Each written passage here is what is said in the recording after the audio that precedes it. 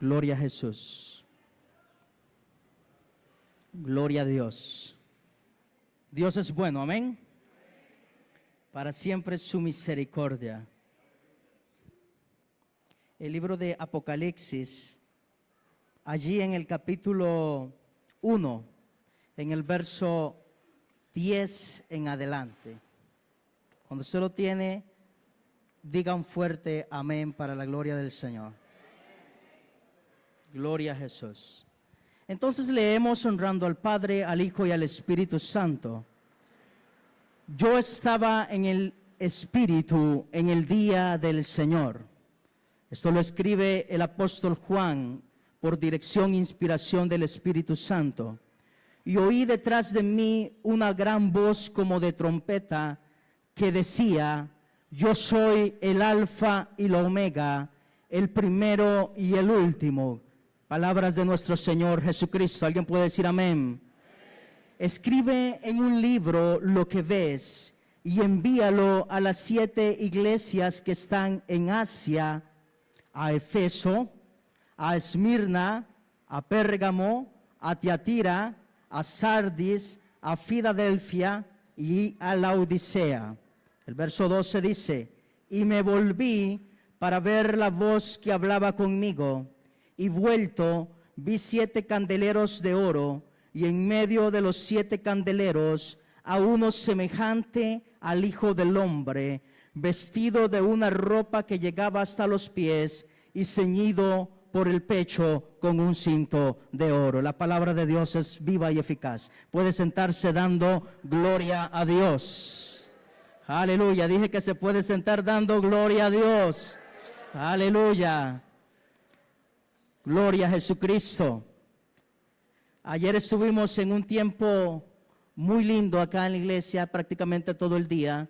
Un tiempo de ayuno, un tiempo de oración, y la mayoría de los presentes continuamos en este servicio al Señor, en el servicio de la adoración, aleluya, y en el servicio a través del cual ayunamos y oramos a Dios. Ayer también me correspondió predicar o dar un pequeño testimonio, una reseña de mi vida en Cristo Jesús.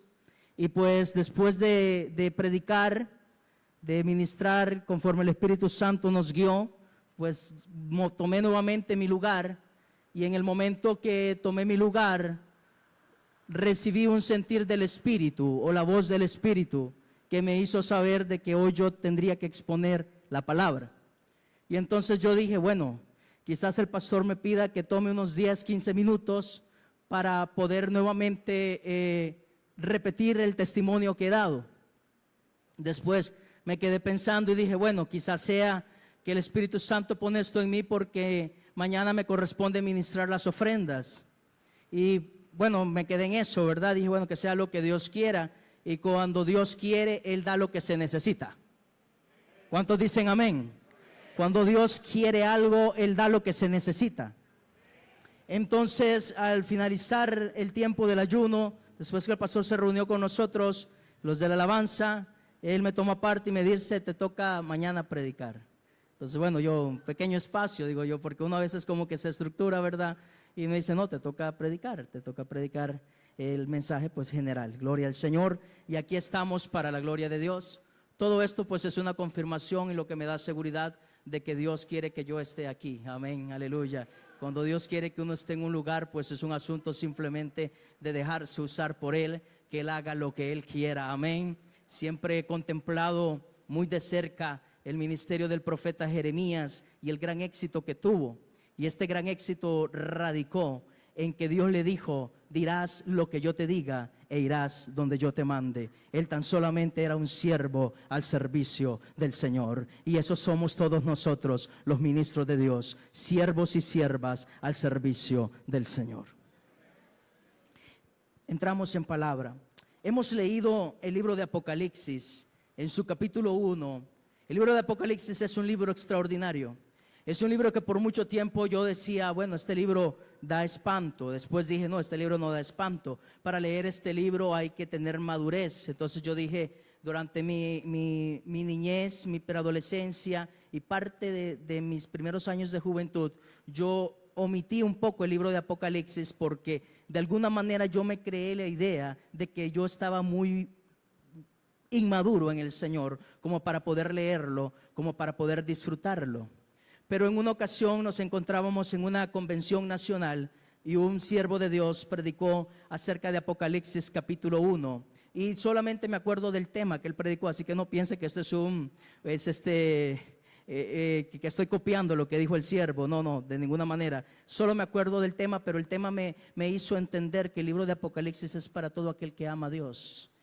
Porque él dijo, predicaré bajo el tema la revelación de Jesucristo.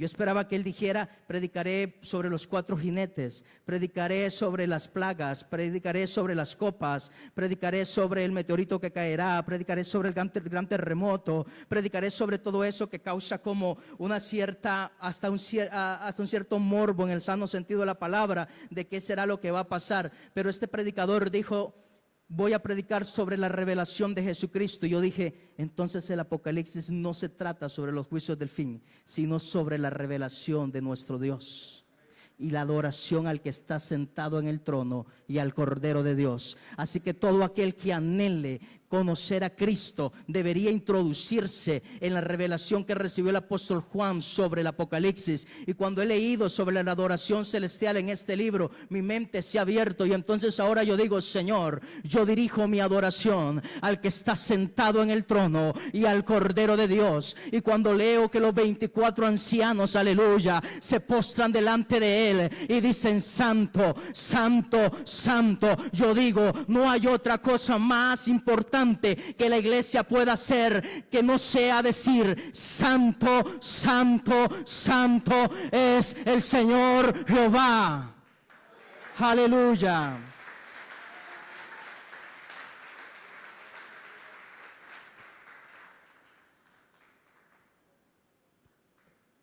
Gloria a Jesús. Entonces el tema de esta mañana es lo que el Espíritu dice a las iglesias. Lo que el Espíritu dice a las iglesias. El Espíritu Santo es la persona más importante en la iglesia. Cuando Cristo iba a ascender al cielo, Él les dijo, yo no les había hablado de estas cosas acerca del Consolador, acerca del Espíritu Santo, porque yo estaba entre vosotros. Pero ahora que estoy en mis últimos horas, en mis últimos días de mi ministerio con ustedes, es necesario que yo les hable sobre que es muy importante, que les conviene que yo me vaya, porque vendrá el Consolador, vendrá el Espíritu de verdad, Él os guiará toda la verdad. Oh, hijitos míos, hay tantas cosas que yo les quiero compartir, hay tantas cosas que es necesario que ustedes conozcan, pero aún no tienen la capacidad. Pero cuando venga el Espíritu de verdad, Él los va a guiar, Él los va a llevar. Y una de las funciones principales del Espíritu Santo es que Él glorifica a Cristo. Él no habla de sí mismo, Él nos revela a Cristo. Por eso no podemos caer en el error de enfrascarnos en el poder y el Espíritu Santo, ignorando la revelación de Cristo. Porque si somos guiados por el Espíritu Santo, lo que Él primero hará será llevarte a los pies de Cristo, para que le reconozcas como su único y suficiente Salvador. Luego comenzará a revelarte la grandeza y la maravilla que hay en Cristo, porque Él tomará de lo mío y os lo hará saber. Él no se glorifica a sí mismo, sino que glorifica a Cristo. Entonces es el Espíritu Santo hoy, a través del libro de Apocalipsis y de este humilde servidor, que hoy trae un mensaje para que comprendamos la grandeza, la supremacía, la autoridad de nuestro Señor Jesucristo. El verso 10 nos habla algo extraordinario. Nos dice el apóstol Juan, yo estaba en el Espíritu. Yo estaba en el Espíritu. Cuánta necesidad hay, amados hermanos, que para poder crecer en Cristo, para poder recibir revelación de Cristo, nos encontremos en el Espíritu. Una iglesia que camina en la carne no puede conocer a Cristo. Hablará sobre Cristo, mas no conocerá a Cristo.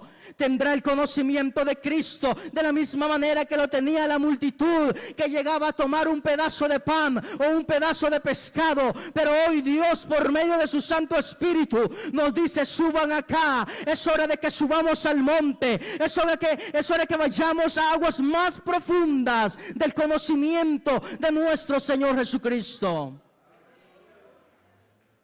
Cuán importante es, cuán necesario es que en los hogares cristianos haya un hombre y una mujer que se encuentren en el Espíritu. Cuán importante es que hayan niños, que hayan jóvenes que se encuentren viviendo en el Espíritu. Cuán importante es que en la vida eclesiástica, que en la iglesia hayan pastores, líderes, toda la congregación se encuentre en el Espíritu. Cuán importante es, amados hermanos, porque solamente teniendo... ¿Cuántos alaban a Dios?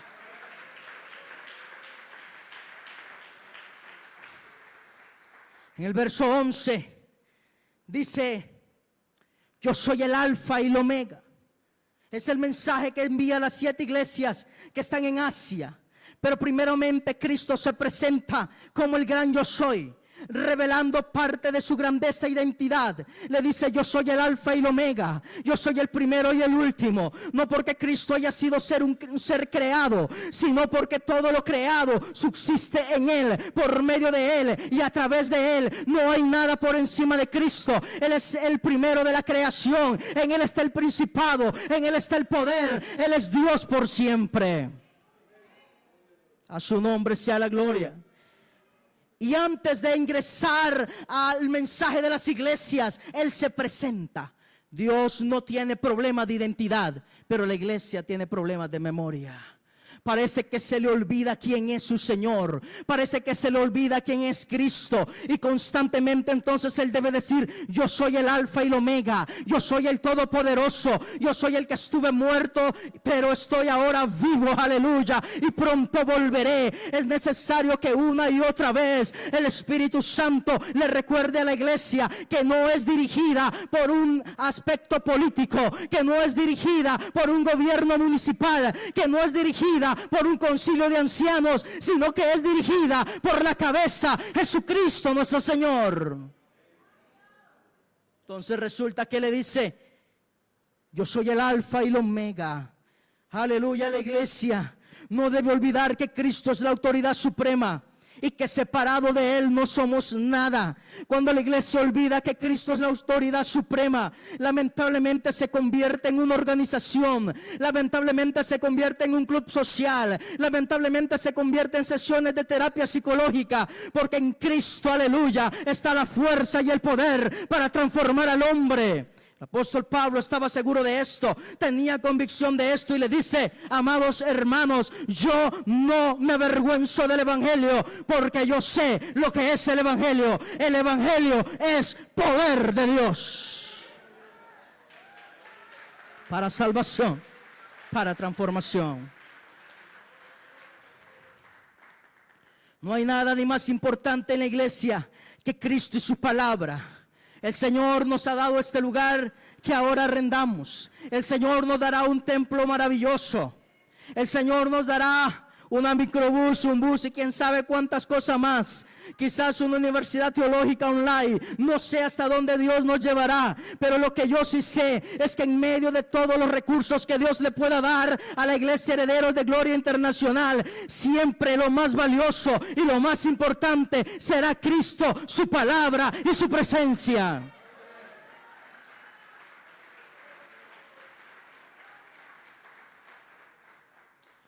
En el verso 12: y me volví, dice el apóstol, para ver la voz que hablaba conmigo, y vuelto vi 7 candeleros de oro. El libro de Apocalipsis, como otros libros en la Biblia, aún el libro de Cantar de los Cantares, el libro de Esther, el libro de Daniel, entre otros, tienen un profundo mensaje profético. Se usa muchísimo la figura de construcción y figuras que se usan en la poesía como la metáfora.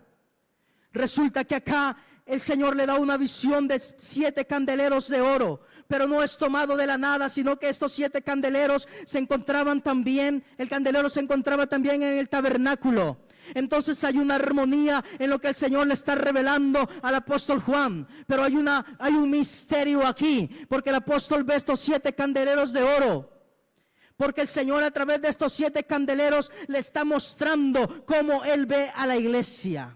Cuando Dios mira hacia abajo, ciertamente nos puede ver de diferentes formas, pero cuando Él pone sus ojos en la iglesia, una de las formas como Él la ve es como un candelero de oro que debe estar encendido. El candelero de oro simboliza la plenitud del Espíritu, siendo Cristo el Señor.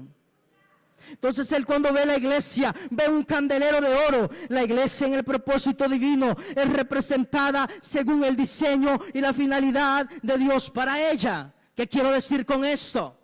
Que la iglesia es la luz que ilumina a un mundo sumido en la oscuridad.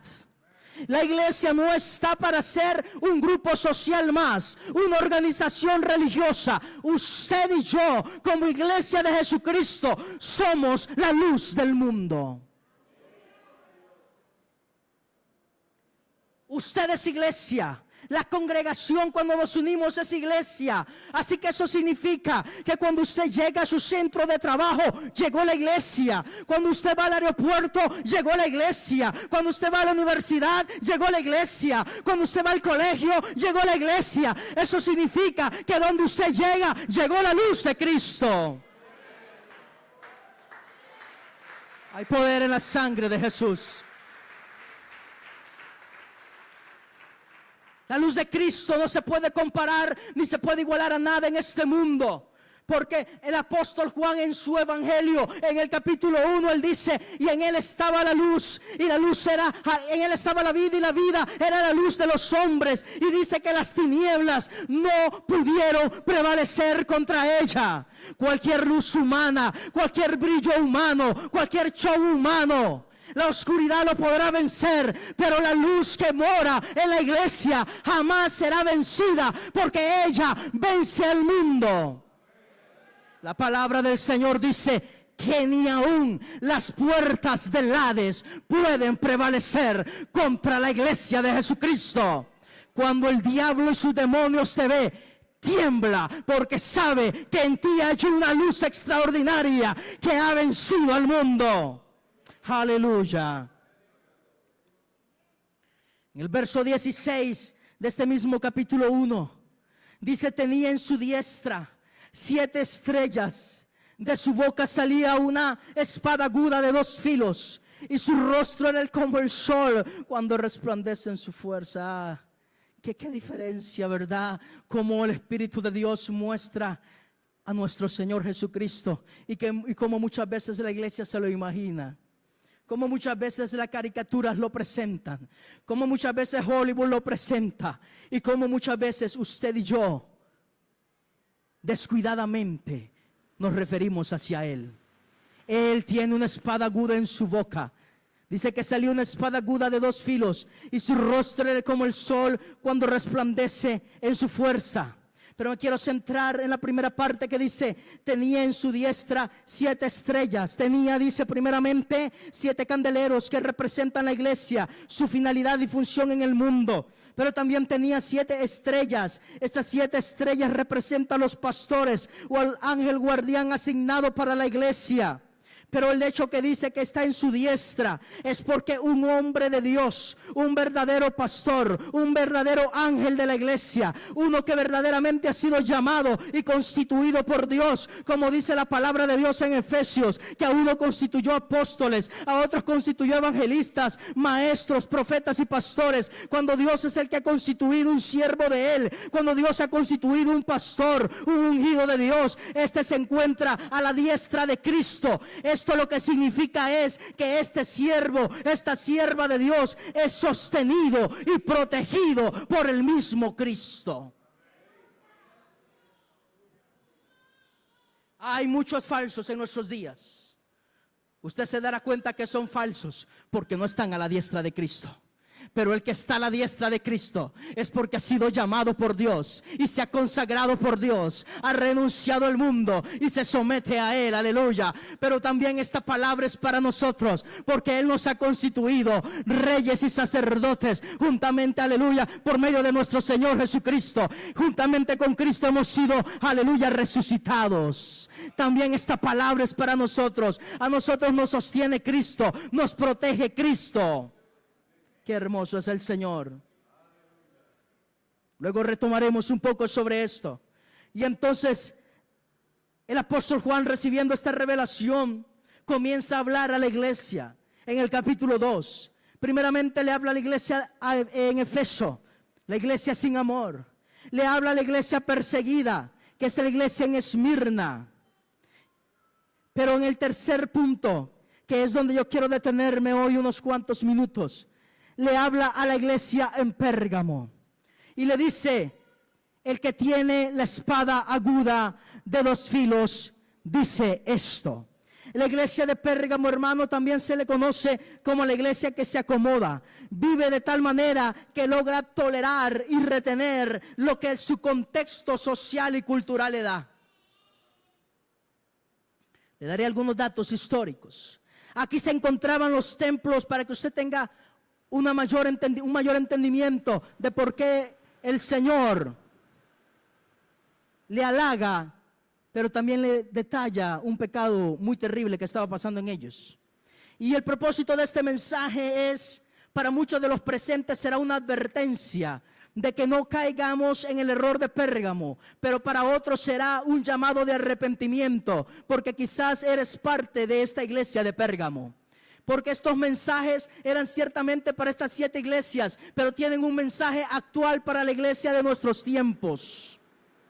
Entonces le dice, como les mencionaba, aquí se encontraban los templos a Roma, a Augusto, se encontraba el altar de Zeus. Había un templo en Pérgamo que estaba dedicado a Esculapio. Vea que hasta el nombre es horrible. En los días modernos, allí se adoraba Esculapio, sí, que estaba representado en la forma de una serpiente viva. Es la misma serpiente que ahora representa a la medicina moderna. Es muy posible, hermanos, que Pablo fundara esta congregación. El Señor se identifica acá como el que tiene la espada aguda de dos filos. En un contexto tan pagano, tan idólatra, tan lleno de ocultismo como el que se encontraba en Pérgamo, no cualquier hombre de Dios podía levantar iglesia allí. Se necesitaba un hombre del calibre de Pablo. ¿Y cuál era el calibre de Pablo? Uno que vivía en el Espíritu. Asimismo, la iglesia de nuestro tiempo atraviesa desafíos en el contexto en el cual nos toca vivir. Y no es cualquier iglesia la que se puede mantener en pie, sino solamente aquella que vive en el Espíritu. Solamente esa iglesia puede vencer. Solamente esa iglesia puede perseverar hasta el fin, sin perder su identidad y sin perder su carácter, sin modificarse, sin acomodarse. La palabra del Señor a través del apóstol Pablo nos dice: no se conformen a este siglo. No se conformen al mundo moderno, no se conformen a lo que el contexto le da, no acomoden las canciones al contexto, no acomoden las predicaciones al contexto, no acomodes tu oración al contexto. Vive en el Espíritu, transforma tu pensamiento por la palabra. Iglesia de Jesucristo, no pierdas tu identidad y tu carácter. Así como Dios te rescató, eres bella y poderosa. Debes conservarte de esa manera. Pero entonces, ante esta situación, Él una vez más se presenta con una espada aguda en su boca. Hebreos capítulo 4, verso 12. Dice la palabra del Señor: porque la palabra de Dios es viva y eficaz, y más cortante que toda espada de dos filos, y penetra hasta partir el alma y el espíritu, las coyunturas, los tuétanos, y discierne los pensamientos y las intenciones del hombre. Y no hay cosa creada que no sea manifiesta en su presencia. Antes bien, todas las cosas están desnudas y abiertas a los ojos de aquel que tenemos que dar cuenta. La iglesia de Pérgamo era una iglesia que posiblemente había sido fundada por el apóstol Pablo, lo que me hace pensar y saber de que tenía fundamentos. Entonces, cuando se le presenta a Cristo y le dice: tengo una espada en mi boca, ellos sabían que se refería a la palabra. Sabían que ante la presencia de la palabra, las intenciones más profundas del hombre son descubiertas. No hay apariencia de piedad que pueda quedar en pie. No hay religiosidad que pueda quedar en pie. No es levantar la mano nada más como un asunto religioso. Cuando usted está en presencia de la palabra y Cristo mismo allí, la palabra manifestada, toda la deidad de Dios, aleluya, toda la deidad, corporalmente en Cristo. Y Él dice: he venido y tengo la espada en mi boca. Hermanos, esto inmediatamente confronta y da ganas de esconderse, porque usted quedará desnudo, usted quedará descubierto. No habrá poesía, no habrá palabra, no habrá música de fondo que pueda sensibilizar cuando el Señor dice: así te dice el Espíritu. Somos desnudados, somos descubiertos, nuestras intenciones son pesadas, son sometidas a juicio, los pensamientos y las intenciones del corazón. Pero le tengo una buena noticia, porque ya algunos se asustaron. No se vaya. Le tengo una buena noticia. Cristo se presenta de esta forma para redarguir. ¿Qué significa redarguir? Redarguir es la acción de corregir, amonestar, con el propósito de mostrar un error o un pecado y guiar a la persona, entiéndase la iglesia, hacia el arrepentimiento.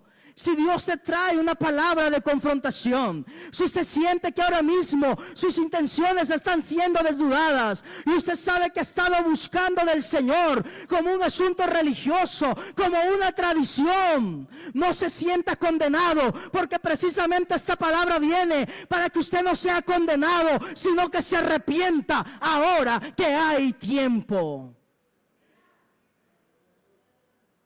El primer mensaje de arrepentimiento, cuando Dios quiere traer un avivamiento en una iglesia y en un lugar, es para la iglesia. Es para la iglesia de Jesucristo. Y en este verso, vamos nuevamente a Apocalipsis. Allí en el verso, capítulo 2, en el verso 13, le dice: yo conozco tus obras. Esto, hermano, a mí me llena de gran gozo. Yo conozco tus obras. ¿Sabe por qué me llena de gran gozo? Porque Cristo está cercano a la iglesia. Él no envía un ángel. Vaya a ver cómo está heredero de gloria. Hágame el favor en la mañana y se va allá por donde vive el hermano Fernando a ver cómo sale.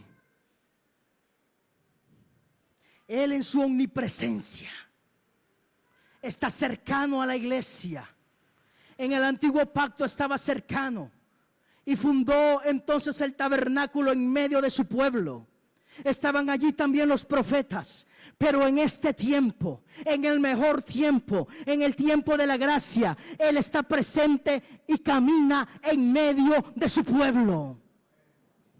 Él está cercano a la iglesia. Cristo no está lejos. Él la conoce. Él sabe quién tú eres. Porque mire qué extraordinario lo que dice el capítulo 1 de Apocalipsis en el verso 13. Y en medio de los 7 candeleros, dijimos que los 7 candeleros representan la iglesia. En medio de ellos en medio de ellas a uno semejante al Hijo del Hombre. Eso significa que Cristo camina entre su iglesia. Cuando adoramos en espíritu y verdad, usted tal vez dice, como que siente un escalofrío. No se asuste, Cristo pasó a tu lado. Cristo camina en medio de su iglesia. Cristo danza con su iglesia. Cristo se mueve en medio de su iglesia.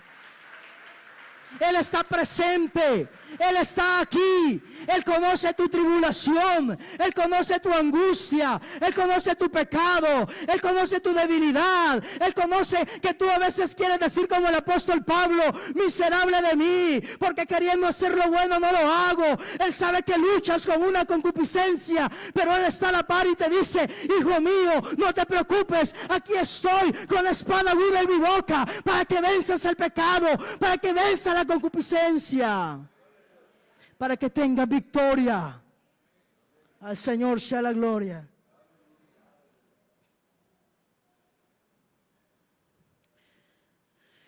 Él conoce la adversidad y en medio del mundo en el cual la iglesia se desarrolla. Imagínate, esta iglesia le dice, yo conozco tus obras, le dice nuestro Señor, ¿y dónde moras? No moraba en un sitio muy bonito. La dirección es donde está el trono de Satanás. Vea usted, ¿le gustaría a alguien ir a pastorear ahí? ¿Habrá algún llamado, un misionero de Dios que quiera ir a Pérgamo? Aleluya. A donde mora Satanás. Usted sabe qué tremendo, hermano Marvin, pastor Marvin, que le dice, pastor, ¿usted dónde pastorea? En Pérgamo. ¿Y dónde queda eso? A donde mora Satanás. A donde tiene el trono Satanás. Qué tremendo. Pero bueno, vamos a desarrollar un poco esto. Esto no significa que la central del diablo estuviera en Pérgamo, sino que esto se dice o se conocía así por la adoración al dios pagano Esculapio, que era representado con una serpiente, al igual que Satanás es la serpiente antigua. Entonces por eso se decía a donde mora Satanás. Bueno, ya también esta explicación tampoco alivia mucho para que quieran ir misioneros a Pérgamo, ¿verdad? Pero por lo menos nos hace entender por qué se dice a donde mora Satanás. Para muchos estudiosos, permítame darles estos datos, también estamos hoy en culto dominical, culto de enseñanza. Para muchos estudiosos, Pérgamo era el trono de Satanás, porque allí se estableció la religión babilónica de los sacerdotes caldeos. Oiga, qué tremendo. Estos hijos del diablo deificaron a su emperador Atalo III muchos años antes de Cristo. Y oiga lo que le hicieron. Le hicieron acreedor del derecho sacerdotal. Le dijeron que su emperador era el sumo pontífice, el sumo sacerdote. Eso significa que era el puente entre la divinidad y los hombres. Oiga, qué tremendo. Esto más adelante lo acoge Roma. Y entonces le da este título al Papa y le dice que es el sumo pontífice, el que crea un puente entre la divinidad, aleluya, y los hombres. Nada más perverso que eso, porque la palabra dice en San Juan capítulo 14 verso 6, el mismo Cristo diciéndolo, yo soy el camino, yo soy la verdad y yo soy la vida. Nadie viene al Padre sino por mí. El hombre no puede construir caminos, el hombre no puede construir puentes, el hombre no puede construir filosofías para acercar al hombre a Dios. ¿Cómo un perdido puede salvar a otro perdido? Por eso vino Cristo en carne, Dios encarnado, porque solo Jehová salva. Solo de Él proviene la salvación. En su ciencia absoluta, Dios sabía de la caída del hombre. Dios sabía que la ley sería ineficaz. Dios sabía de todas las cosas que ocurrirían. Por eso el profeta, inspirado por el Espíritu, dice que el Señor se preparó desde antes de la fundación del mundo un cordero sin mancha para la salvación de la humanidad. Juan lo conoció. El profeta Juan el Bautista lo conoció. Lo vio venir y dijo: he aquí el Cordero de Dios. Él es el que quita el pecado del mundo. Lo que nos separaba, lo que nos alejaba, lo que nos mantenía detrás del velo, fue quitado, aleluya. El pecado fue vencido. No hay pecado que te pueda llevar al infierno si te postras delante de Dios y le recibes en tu corazón. Al Señor sea la gloria. Pero a pesar de morar ahí cerquita de Satanás, esta iglesia tenía algo muy bueno. Había un remanente allí. Había un remanente que retenía el nombre de Cristo y la fe absoluta en Él. Había ahí 7,000 rodillas que aún no se habían doblado ante la idolatría, ante el paganismo y ante el ocultismo que había en Pérgamo. Sin embargo, a pesar de este halago tan importante, el Señor le dice: pero yo tengo una cosa contra ti. Tengo unas pocas cosas contra ti. Tremendo. En el verso 14 dice: que tienes ahí a los que retienen la doctrina de Balaam, que enseñaba a Balac a poner tropiezo ante los hijos de Israel, a comer cosas sacrificadas a los ídolos y a cometer fornicación. Y también tienes a los que retienen la doctrina de los nicolaitas, la que yo aborrezco. Hermanos, debemos entender algo. Dios es absolutamente amor, pero absolutamente aborrece el pecado. Él no tolera la maldad. Él vomita las falsas doctrinas. Las cosas contra esta iglesia era que retenían a los que enseñaban falsas doctrinas. Lo que ellos querían hacer con esto era crear un mestizaje, una mezcla espiritual. Dios no permite la mezcla espiritual. Las falsas doctrinas vienen a decirte: está muy bien que leas la Biblia, pero no precisamente la tienes que interpretar de esta manera. Según ellos te traen una mayor revelación, un mayor entendimiento. Pero el apóstol Pablo dice: si alguien se presenta con un evangelio diferente, incluso si fuera yo, no me reciban.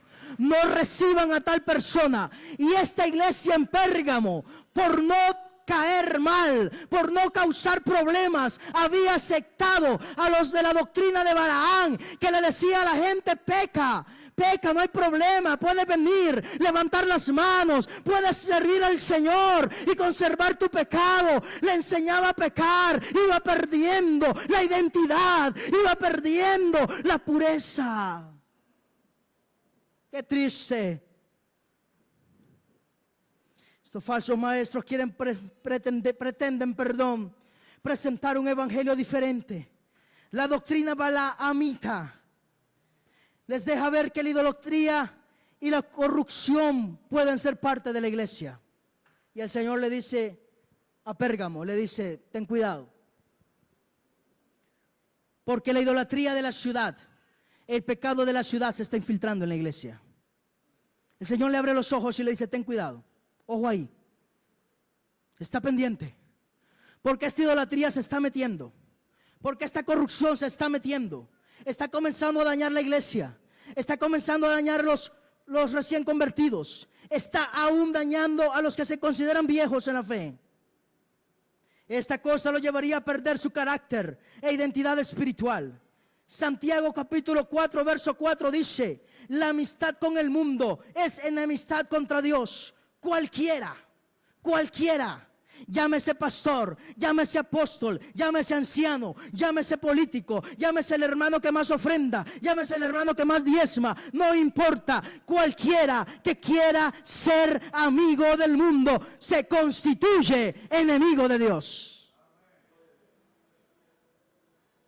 Dios no le ve como ya no vas a ser mi amigo, ahora vas a ser mi conocido. No, si eres amigo del mundo, eres mi enemigo, dice Dios. No es mi amigo ni es mi enemigo. No, Dios no conoce términos medios. Él dice, si no eres mi amigo, es porque eres amigo del mundo. Entonces te constituyes mi enemigo. Por eso es tan fuerte lo que Dios le está diciendo a Pérgamo. Pérgamo, tienes que estar alerta, porque hay gente allí que es mi enemiga y tú los tratas como si fueran mis amigos. Y te comienzas a cobijar con esa doctrina que hace una mezcla espiritual. No hay mezcla. Dios te quiere por completo. Aleluya. No hay puntos medios. Los nicolaitas, según algunos estudiosos o muchos estudiosos, enseñaban la gracia como una licencia para pecar. Ellos no desechaban el evangelio, sino que trataban de presentarlo en armonía con el mundo. Hay gracia de Dios. Cristo te salvó. Puedes pecar de vez en cuando. No peques igual que el mundo, eso sí, pero peca. Llévala más, disculpen la expresión, más suave. Sé más discreto. Emborráchate. Pero en la casa, no en el bar. Que no suban estados, que no te suban en Facebook. Mantén las apariencias. Eso no es pecado. La gracia está sobre ti. La gracia se derramó. Esos pecados no te van a llevar al infierno. Esa era la doctrina de los nicolaitas, que seducía y seduce esa doctrina, porque no lleva al arrepentimiento. El punto central del evangelio es el arrepentimiento y la conversión. Y estas falsas doctrinas sacan el arrepentimiento y sacan la conversión. Cuando usted viene a Cristo, usted se arrepiente de sus pecados, pero también se convierte en una nueva criatura en Cristo Jesús. Por eso está escrito, de modo que si alguno está en Cristo, nueva criatura es. Las cosas viejas pasaron y he aquí, ahora todas son hechas nuevas. Así que si usted se considera una nueva criatura, pero sigue con cosas viejas, usted no lo es. Usted es un fenómeno espiritual. ¿Alguien alaba a Dios? ¿Cuántos fenómenos hay aquí? Aleluya. El remanente de Dios, como el que hoy me escucha, es un remanente especial. Dios le manda esta palabra a Pérgamo por dos razones. Y yo quisiera omitirlo, pero no lo haré. La primera razón es para que se arrepintieran. Les dice, tengo una espada en mi boca, arrepiéntanse. Pero a otros era una sentencia de muerte. Tengo una espada en mi boca y yo los voy a matar. Yo los voy a destruir. Porque ya Dios había hablado. Ya Dios había ministrado. Ya Dios había dicho, hijo, hija, eso no te conviene. Te tienes que arrepentir. Te tienes que purificar. Pero había gente que se había llenado de soberbia, se había llenado de orgullo y no estaban dispuestos a cambiar. Pero había gente bella allí. Había gente de Dios que se habían descuidado, que se habían comenzado a contaminar, que al recibir este mensaje iban a ser impactados y se iban a volver a Dios con todo su corazón. Quiero finalizar leyendo Hebreos capítulo 4, del verso 14 al 16.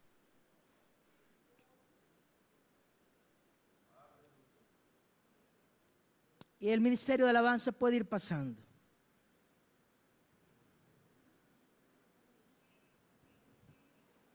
Dios es bueno.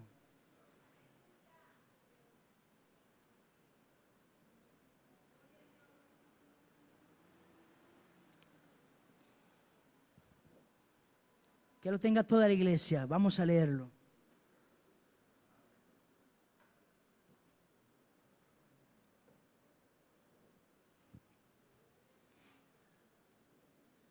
Es más, leeremos desde el 12. Porque la palabra de Dios es viva y eficaz, y más cortante que toda espada de dos filos, y penetra hasta partir el alma y el espíritu, las coyunturas y los tuétanos, y discierne los pensamientos y las intenciones del corazón. Y no hay cosa creada que no sea manifestada en su presencia. Antes bien, todas las cosas están desnudas y abiertas a los ojos de aquel que tenemos que dar cuenta. Es una palabra para la iglesia. Por tanto, dice el Señor en esta mañana, teniendo un gran sumo sacerdote, que no es un emperador ni un líder religioso,